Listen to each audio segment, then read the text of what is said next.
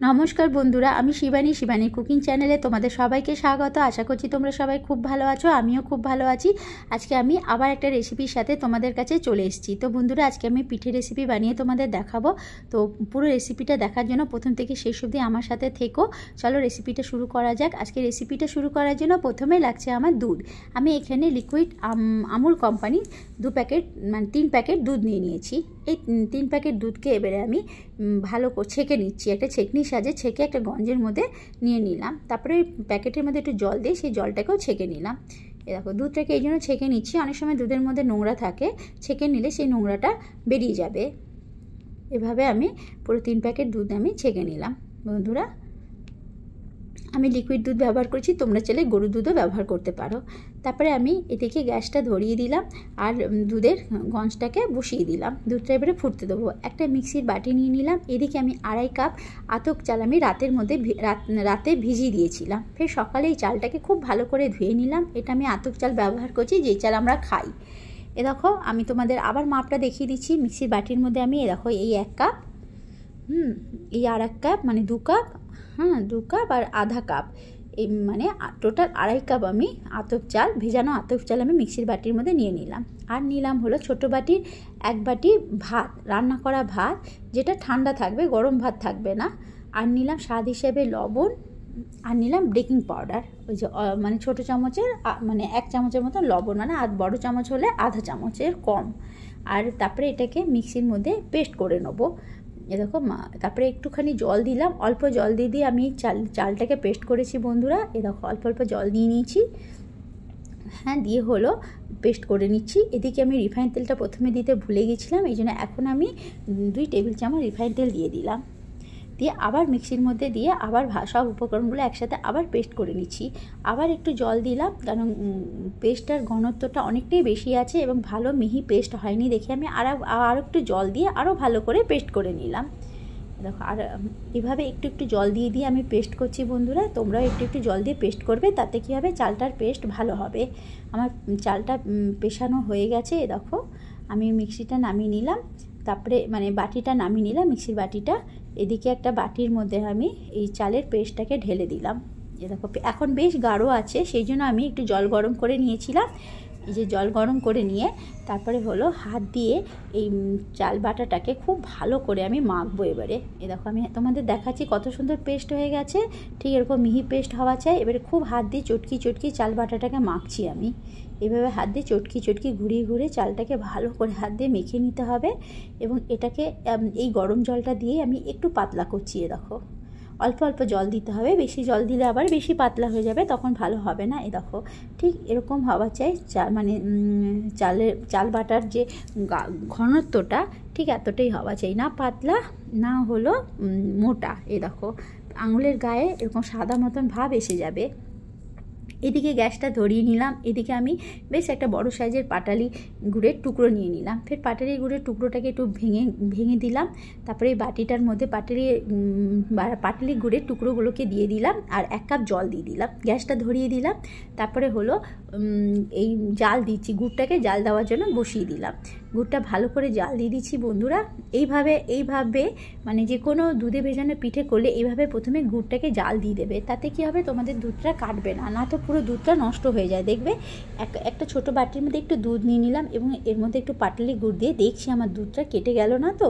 কারণ অনেক সময় না গুড় দিয়ে দিলে দুধের মধ্যে দুধ কেটে যায়, সেই জন্য আমি আগের থেকেই হলো একটু বাটির মধ্যে দুধ নিয়ে আর একটু পাটালি গুড়ের ওই মানে গুড়টাকে যে পাক দিয়ে দিয়েছি, সেই পাকালা গুড়টাকে দিয়ে দেখলাম কাটলো কিনা। কাটেনি বন্ধুরা আমার দুধটা, তার মানে গুড়টা ভালো আছে। এদিকে আমি একটা ছেঁকনির সাহায্যে এই জাল দেওয়া গুড়টাকে আমি ঢেলে দিচ্ছি দুধের মধ্যে। এই জন্য ছেঁকনি দিয়ে ছেঁকছি, অনেক সময় গুড়ের মধ্যে বালি থাকে, ছেঁকনি দিয়ে ছেঁকে নেবে তো ওই বালিটা সরে যায়। এদিকে আবার গ্যাসটা ধরিয়ে ওই গুড় মেশানো দুধটাকে বসিয়ে দিলাম ধিমি আঁচ করে। এবারে ওটাকে ঘন হতে দেবো, মানে একটু ফুটতে দেবো, ঘন হবে না, দুধটা ফুটবে আর কি। এদিকে হলো একটা সিলভারের কড়াই নিয়ে নিলাম, একটু তেল ব্রাশ করে নিলাম এবং একটা ভিজা কাপড় দিয়ে মুছে দিলাম। এদিকে হলো চালের যে বাটারটা আছে সেটা 1 হাতা দিয়ে দিলাম, এইভাবে দিয়ে ঢাকনা দিয়ে দিলাম। আজকে আমি চিতই পিঠা বানিয়ে দেখাবো বন্ধুরা, পুরো ঘরোয়া পদ্ধতিতে, খুব সহজে। এদিকে আমি একটা বাটির মধ্যে একটু দুধ নিয়ে নিলাম, আর হলো গুঁড়ো দুধ পাউডার 3 প্যাকেট ঢেলে দিলাম। এটা আমি আমুলিয়া কোম্পানির গুঁড়ো দুধ ব্যবহার করছি। এই যে এইভাবে বন্ধুরা গুঁড়ো দুধ ব্যবহার করবে, দেখবে যে কোনো দুধে ভিজানো পিঠের টেস্টটা দ্বিগুণ বেড়ে যায়। এ দেখো আমার রেডি হয়ে গেছে হলো চিতই পিঠা। এই দেখো কত সুন্দর ফুটো ফুটো হয়েছে, দেখেছো কত সুন্দর হয়েছে, দেখো আর কি সফট হয়েছে। আর গরম গরম খেতে যা লেগেছিল না বন্ধুরা, খুব সুন্দর লেগেছিল খেতে। তোমরা একবার বাড়িতে বানিয়ে দেখবে, দারুণ লাগে খেতে। আবার একবার তেল ব্রাশ করে নিচ্ছি, ফের ভিজা কাপড় দিয়ে আমি মুছে নিচ্ছি। ফের হলো এই আতপ চালের বাটারটা দিয়ে দিচ্ছি, মানে হ্যাঁ এই ঘোলটা দিয়ে দিলাম। দিয়ে হলো আমি একটা ডাবুর সাহায্যে করছি বন্ধুরা। সবসময় তো আর চিতই পিঠা বানাবার সাজ পাওয়া যায় না। এদিকে আমি যে গুঁড়ো দুধ পাউডারটা দুধের মধ্যে ভিজিয়ে দিয়েছিলাম, ভিজিয়ে ভালো করে গুলে নিয়েছিলাম, সেই দুধের গুঁড়ো মানে সেই গুঁড়ো দুধের মিশ্রণটাকে আমি ঢেলে দিলাম দুধের মধ্যে, দিয়ে ভালো করে নাড়িয়ে নিলাম। আবার একবার চিতই পিঠা, এই দেখো আরেকটা চিতই পিঠা আমার হয়ে গেল। সবসময় আমাদের দেখবে সব জায়গায় যে সাজ পাওয়া যায় না চিতই পিঠা, তা বলে কি আমরা চিতই পিঠা খাবো না? তা তো হয় না। এইভাবে কড়াইয়ের মধ্যেও তোমরা চিতই পিঠা করতে পারবে। লোহার কড়াইতেও চিতই পিঠা ভালো হয়। আমি সিলভারের কড়াইতে দেখাচ্ছি। লোহার কড়াইটা আমার অনেক বেশি বড়, তো সেই জন্য আমি সিলভারের কড়াইতে বানিয়ে দেখালাম। তোমাদের কাছে ছোটো যদি কড়াই থাকে লোহার, তো লোহার কড়াইতে বানিয়েও খুব ভালো হয় বন্ধুরা। এ দেখো তারপরে হলো আমি দেখো আর একটা বানানো হয়ে গেছে, দেখো কত সুন্দর হয়েছে আর কত সুন্দর উঠে যাচ্ছে, দেখো এবং ফুটো ফুটো হয়েছে। এইভাবে খুব সহজভাবে ঘরেতে আমাদের যে বাসন আছে তাই দিয়ে আমরা চিতই পিঠা সুন্দর বানিয়ে নিতে পারবো। তোমরা চাইলে ছোট ডাবু ব্যবহার করেও ছোট ছোট সাইজেও চিতই পিঠা বানাতে পারো। আমার ডাবুটা একটু বড় ছিল বলে আমার হলো চিতই পিঠার সাইজগুলো একটু বড় বড় হয়েছে। তোমরা ছোট করেও বানাতে পারো। এইভাবে ঢাকনা দিয়ে আমি পুরো চিতই পিঠাগুলো বানিয়ে নিচ্ছি। এরকম তেল ব্রাশ করে দিচ্ছি, এবার একটা ভিজা কাপড় দিয়ে মুছে নিচ্ছি, আর বাকি পুরো চিতই পিঠাগুলো দেখো বানিয়ে নিলাম। পুরো চিতই পিঠাগুলো আমার বানানো প্রায় হয়ে গেল। এ দেখো আমার রেডি চিতই পিঠা। এই দেখো আমার চিতই পিঠা বানানো হয়ে গেছে, পুরো রেডি হয়ে গেছে আমার চিতই পিঠা। দেখতে কতটা সুন্দর হয়েছে, খেতেও কিন্তু খুব সুস্বাদু হয়েছিল বন্ধুরা। দেখো এটা তুমি শুকনোও খেতে পারো, দুধে ভিজিয়েও খেতে পারো, কিন্তু আমি কিছু পিঠে দুধে ভেজাবো। এই যে আমার দুধটা ফুটে উঠেছে, এই গরম অবস্থাতেই আমি চিতই পিঠেগুলো দুধের মধ্যে দিয়ে দিচ্ছি। দুধের ঘনত্বটা একটু পাতলা থাকবে, খুব বেশি গাঢ় হবে না। গাঢ় হলে পিঠের মধ্যে দুধটা ঢুকবে না। এ দেখো এইভাবে খুব সহজভাবে ঘরে থাকা জিনিস দিয়েই চিতই পিঠা বানিয়ে নিতে পারো। দুধে ভিজানো চিতই পিঠা, নরম তুলতুলে একদম চিতই পিঠা, খেতে খুব সুস্বাদু হয় বন্ধুরা। আর গুড়টাকে ঠিক যেভাবে আমি জাল দিলাম প্রথমে, তারপরে হলো যেভাবে ছেঁকে নিয়ে দুধের মধ্যে ঢাললাম, বা যেভাবে একটু বাটির মধ্যে একটু দুধ নিয়ে একটু লিকুইড গুড়টা দিয়ে তোমাদের দেখালাম, ঠিক এইভাবে করবে, দেবে তোমাদের দুধটা নষ্ট হবে না। বাকি যেটুকু বাটার ছিল চালের, সেইটুক দিয়ে আমি বাকি চিতই পিঠাগুলো বানিয়ে নিলাম। এরকম একটা একটা করে পুরো খুব জলদি হয়ে যায় বন্ধুরা, খুব একটা বেশি সময় লাগে না। এরকম আমার বানানো হয়ে গেছে বাকিগুলো। আর ওইদিকে আমি দুধের মধ্যে কিছু চিতই পিঠা দুধের মধ্যে দিয়ে দিয়েছি, দিয়ে আমি ঢাকনা দিয়ে রেখে দিয়েছি। একটু কিছুক্ষণ রেখে দিতে হবে, তাহলে কি হবে দুধের মধ্যে চিতই পিঠার মধ্যে পুরো দুধটা টেনে নেবে, তাহলে খেতে খুব ভালো লাগবে বন্ধুরা। এভাবে আমার পুরো চিতই পিঠাগুলো দেখো বানানো হয়ে গেল। এরকম আমি এবারে একটা প্লেট নিয়ে নিলাম, স্টিলের প্লেটের মধ্যে আমি সার্ভ করবো। এবারে এদিকে বন্ধুরা এই বাটিটার মধ্যে তোমরা ভাবছো এটা কি? এটা বন্ধুরা লোটে ভর্তা। আমি আমার বাংলাদেশের বন্ধুদেরকে দেখেছি এইভাবে চিতই পিঠা খেতে, এই যে কোনো শুটকি ভর্তা বা লোটে ভর্তা বা যে কোনো ভর্তা দিয়ে আমি দেখেছি চিতই পিঠা খেতে। তাই আমারও ইচ্ছে হলো, আসলে আমার কাছে কোনো লিকুইডওয়ালা ঝোলা গুড় ছিল না, সেই জন্য ভাবলাম কী দিয়ে খাওয়া যায়। তখন আমি দেখেছিলাম বাংলাদেশি বন্ধুদেরকে দেখেছিলাম, বাংলাদেশি বন্ধুরা না ঠিক এইভাবে চিতই পিঠা খায়। তো আমি সেই জন্য আমি বললাম এবার খেয়ে দেখা যাক কীরকম লাগে।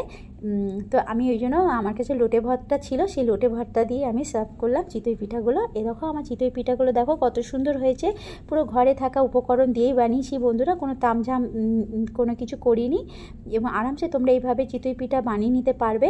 এরকম লোটে ভর্তা লোটে মাছের ভর্তা দিয়ে আমি খেয়ে দেখেছি, খেতে খুব ভালো ভালো লাগছিল বন্ধুরা। আমার বাংলাদেশের বন্ধুদের কাছ থেকে এইভাবে খাবারটা আমি শিখেছি, দেখলাম ভালোই লাগে। আমার কাছে ঝোলা গুড় ছিল না, তো আমি ভাবলাম ভর্তা দিয়ে আজকে খাওয়া যাক, একটু নতুনত্ব, একটু খাওয়াটা কি একটু চেঞ্জ। সব রকম খাওয়া একবার হলো, সবার খাওয়াটাকে একবার করে খেয়ে দেখতে হয়। সত্যি বলবো সব ধরনের খাওয়াই খুব ভালো লাগে খেতে, দেখবে। এদিকে আমি হলো একটু এই যে দুধে ভেজানো চিতই পিঠাগুলোকে আমি একটা প্লেটের মধ্যে সার্ভ করে নিলাম বন্ধুরা। এই যে সার্ভ করা হয়ে গেল, দেখো এইভাবে আমি একটা প্লেটের মধ্যে পুরো চিতই পিঠাগুলো সাজিয়ে দিলাম, উপর দিয়ে দুধ দিয়ে দিলাম। আর তোমাদের আমি কেটে দেখাবো যে খেতে কতটা সুস্বাদু হয়েছে বন্ধুরা। তো বন্ধুরা, আজকে আমার এই চিতই পিঠার রেসিপিটা যদি তোমাদের ভালো লেগে থাকে তাহলে বন্ধুরা তোমরা একবার বানিও এবং আমাকে একটা লাইক, একটা কমেন্ট, একটা সাবস্ক্রাইব করে দিও বন্ধুরা। এ দেখো আমি তোমাদেরকে ভেঙে দেখাচ্ছি, দেখো কতটা সুন্দর হয়েছে, কতটা মুখে নেওয়ার পরই গুলে গেছিলো বন্ধুরা। আর খেতে কি অপূর্ব হয়েছিল জানো।